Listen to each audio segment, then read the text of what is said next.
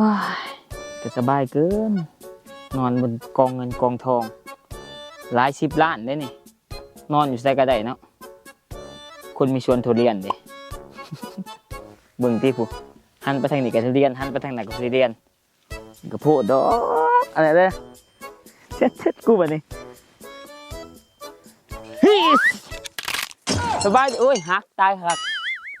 สบายดีพ่อแม่พี่น้องทุกคนเนาะคือเมื่อนี้เฮาสิพาทุกคนมาเบิ่งสวนทุเรียนอยู่ลาวเลยทุกคนเลยคอยรับประกันว่าเป็นสวนทุเรียนที่ใหญ่สุดในลาวเลยก็ว่าได้13 เฮกตาร์เฉพาะนี่ได้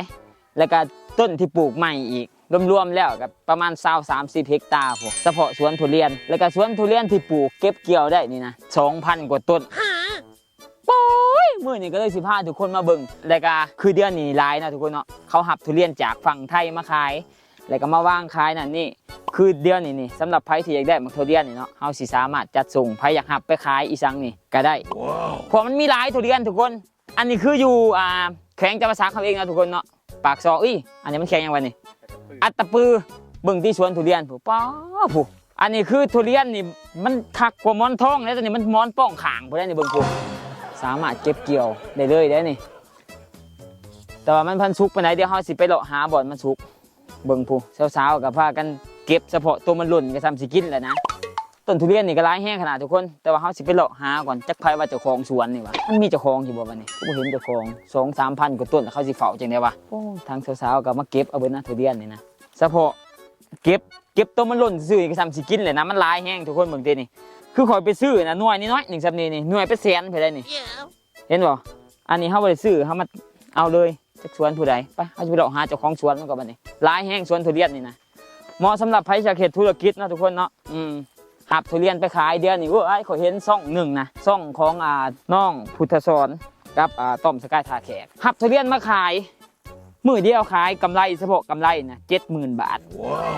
ทุเรียนเอามาแต่ไทยได้แต่ว่าอันนี้สำหรับใครที่อยากหับทุเรียนนี่นะสามารถติดต่อมาได้เนาะเดี๋ยวเขาสิทิมเบอร์ไว้แล้วก็เพจของสวนทุเรียนนี่เนาะแต่ว่าเขาสิไปนำหาเจ้าของเขาก่อนเลาะมานี่ก็ห้วย13 เฮกตาร์คือบางทียังบ่เห็นเจ้าของเขาอยู่เดียวนี่ก็เห็นแต่สวนทุเรียนนี่รักเอาก็บ่ได้ผิดผู้ใดได้นี่ต้นเขาก็เลาะมาใกล้แล้วแต่ว่าเห็นว่ากำลังปีนกกมาอีกวะจักสื่อสวนแล้วก็ยังบ่จักใส่มันเอาอีหยังแบบนี้วะเอาโอ้ยนี่เด้สวนทุเรียนบิ๊กใหญ่โอ้บ่แม่นแล้วนี่เด้นี่สำหรับใครที่อยากได้ทุเรียนจำนวนหลายนะทุกคนเนาะเอาไปขายต่อหรือว่าเอาไปกินอีสังกะตามเนาะเบิ่งตามนี่เลยเห็นบ่นี่สวนทุเรียนวันนี่วันพาไซหวยซึบเบอร์โทรติดต่อเห็นบ่นี่ตามนี่เลยมันสบายเด้เขาจังบริขึ้นเด้เขาจังบริขึ้นนะเขาจับไปเรื่อยนะไปเดี๋ยวตอนนี้เขาสิพาทุกคนไปเก็บหมักทุเรียนเนาะแล้วก็สิบอกทุกคนวิธีเสกหมักทุเรียนตัวใดมันแก่ตัวใดมันเก็บได้เก็บบ่ได้สังเกตว่าไม่เคาะไม่นะคันเสียงมันเป็นแบบเสียงมันเก็บได้มันจะดังแบบนี่แบบนี้นี่แมนเก็บบ่ได้มันเจ็บตอนนี้เขาเห็นกกมันที่สามารถปิดได้นะทุกคนเนาะทางเจ้าของสวนก็มายืนถาผู้นั่งถาหลายคนอีกแล้วนะ อันนี้เขาใส่เวลาปลูกประมาณ5 ปีมันจะได้5 ปีคือปกตินี่กกทุเรียนเนี่ยมันก็จะสูงนะทุกคนเนาะแต่ว่าอันนี้ตอนเอาเห็นบ่มันก็จะง่ายต่อการเก็บเกี่ยวคือเห็นอยู่ในไทยนะก็คือเขาเบิ่งอยู่ในคลิปนะเวลาเขาเก็บทุเรียนขึ้นไปสูงโยนหมักทุเรียนลงมาบางทีก็ถือหัวกันตายบางทีก็ตกกุกไม้ตายก็มีคืออันนี้สบายทุกคนสบายต่อการเก็บเกี่ยวเขาสังเกตเนาะทุกคนทุเรียนมันสุกกับบ่สุกนี่นะอันนี้ข่อยก็บ่จักดอกเอื้อยแล้วบอกเนาะเสียงมันจะเป็นแบบคือแบบนี้ดิแมนได้บ่ได้หรือบ่ทันปานใดฟังบ่ออกนะทุกคนเนาะเพราะว่าเฮาบ่แม่นเจ้าของสวนมันต้องได้เคาะตลอดนะนี่มันต้องได้ซ่อมเคาะก่อนตัวนี้แม่นได้แท้แน่นอนเดี๋ยวเฮาสิเก็บลงมาแล้วก็เฮาสิพาให้ทุกคนเบิ่งเลยทุกคนอันนี้แม่นพันยังวะนี่หมอนทองบ่คือสวนทุเรียนน่ะข่อยก็เคยไปอยู่แต่บ่เคยเห็นสวนที่มันใหญ่ปานนี้จักเทื่อโอ้ยคือสิเปะสิหัวเบิ่งคักกันนี่แน่ได้มาแล้วบัดนี้ไผได้สิปอกบัดนี้ให้เอื้อยปอกซะเนาะเราน่าจะปอกเป็นอยู่เดี๋ยวเฮาสิมาลองปอกเนาะทุกคนเนาะบัดนี้คันขายนี่มันตามท้องตลาดนี่มันโลนึงเท่าไหร่วะต้องเฮาซื้อน่ะวะแต่ว่าหน่วยก็บ่ได้งามปานนี้นะโล100,000หา200,000ทุกคน แต่ว่าอันนี้สำหรับไผที่อยากหับไปขายต่อแล้วก็สิส่งต่ออยู่มาเดี๋ยวเฮาสิมาลองผ่าเบิ่งเนาะทุกคนบัดนี้บ่เคยผ่าจักเทื่อผ่าก็บ่เป็นอีกเอาเฮาสิมาผ่าให้ทุกคนเบิ่งเลยเนาะบัดนี้อันนี้มี 2,000 กว่าต้นประมาณอาทิตย์หน้าเก็บเกี่ยวได้สำหรับใครที่อยากหับไปขายต่อนี่ก็ส่งคือกันแม่นบ่ส่งคือกันเลยทุกคนโอ้ขายทุเรียนนี่กำไรดีขนาดไหนเห็นผู้หนึ่งเราไปขายแล้วหับมาแต่ไทยนะเราขายมือเดียวกำไร7-8 หมื่นบาทมือเดียวนะแม่นเราขายแบบอันนั้นเด้เรากับเป็นยูทูบเบอร์อีกทั้งเนี่ยเราก็ขายออนไลน์อีกทั้งนำหับมาแต่ไทยนะเห็นแล้วอนาคตข่อยทุกคนเราจะหับทุเรียนไปขายต่อเลยบัดนี้โอ้บักใหญ่นะทุกคนนิตะนี่มาขนาดไหนแต่วันนิตะบ่ได้มาเอาไผสิลองก่อนเจ้าของสวนลองกินก่อนได้บ่เป็นเบาหวานงามขนาดทุกคนเบิ่งที่น่ะคนปอกก็งามคือกันเฮ้ยมันกรอบอ่ะนี่กรอบแล้วเพราะว่า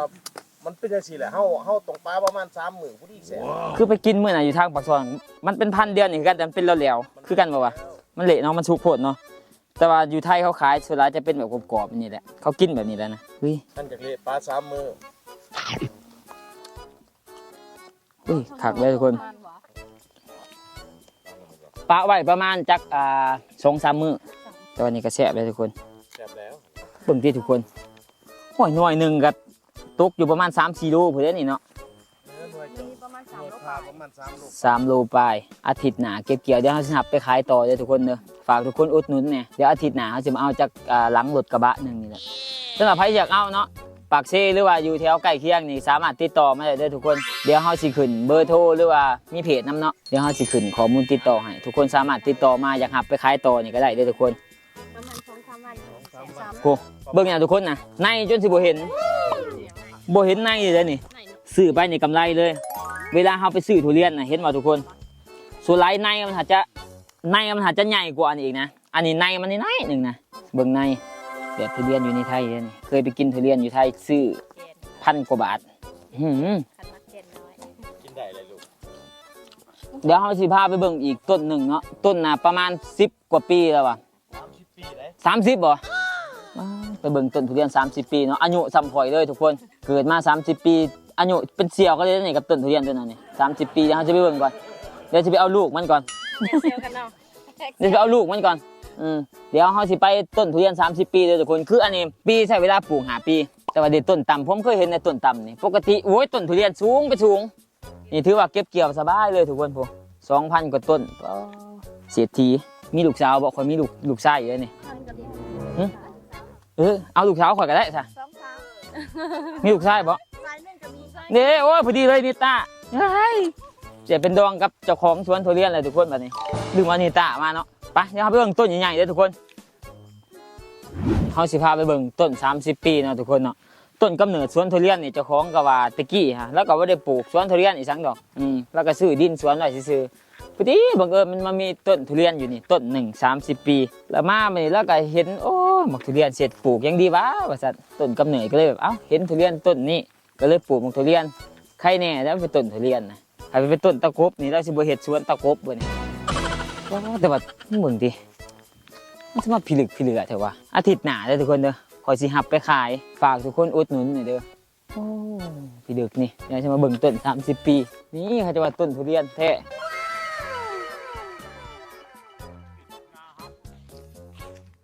เป็นเวลาประมาณ200-300 หน่วย300 หน่วยว่าต้นนี่200-300 หน่วยทุกคนอายุสำข่อยเลยทุกคน30 ปีต้นกำเนิดสวนทุเรียนนี่แล้วว่ะพอดีเห็นต้นนี้มาก่อนแล้วก็เลยเห็นสวนทุเรียนสมมติคันบ่แม่นถ้ามันเป็นหมักมี่นี่สิไปเฮ็ดสวนหมักมี่บัดนี้ใครแน่นอนว่าเป็นทุเรียนแต่ว่าสะอ้อนอันนี้ผู้ลูกหูลูกตาแถวนั้นก็เป็นผู้เลยทุกคนมันมีอีกบ่อนึงแล้วว่ามีน้ำตกอีกสักอีกเห็นอยู่ไทยเขาปลูกแม่นแบบนี้แหละสูงกว่านี้ขึ้นเอาบัดนี้เหลือหลายหน่อยคือกันฮอดผู้ชุดหัวฮอดผู้ตีนผู้ป่าเดี๋ยวเราสิมาสรุปนะทุกคนเนาะเราจะขายส่งเนื้อทุเรียนเนี่ยสำหรับใครที่สนใจอยู่ลาวอยู่ไทยเราส่งเบิดโลนึงก็90,000ส่งกันเลยมีหลายต้นเลยทุกคนทุเรียนมีบ่อั้น30-50 ต้นพุ่นแหละสำหรับใครที่อยากได้ทุเรียนก็สามารถติดต่อไว้คอมเมนต์ฝากเบอร์ไว้หรือว่าเขาสิถิ่มเบอร์ไว้อยู่เนาะนี่เด้อเบอร์โทรนะ สามารถติดต่อมาได้สำหรับใครที่อยากได้เอาไปขายหน้าห้านเอาไปขายย่อยหรือว่าอยากได้เป็นจำนวนหลายเฮาหับส่งเนาะฮอดปากเซส่งไปเวียงส่งทั่วประเทศลาวว่าซั่นซะ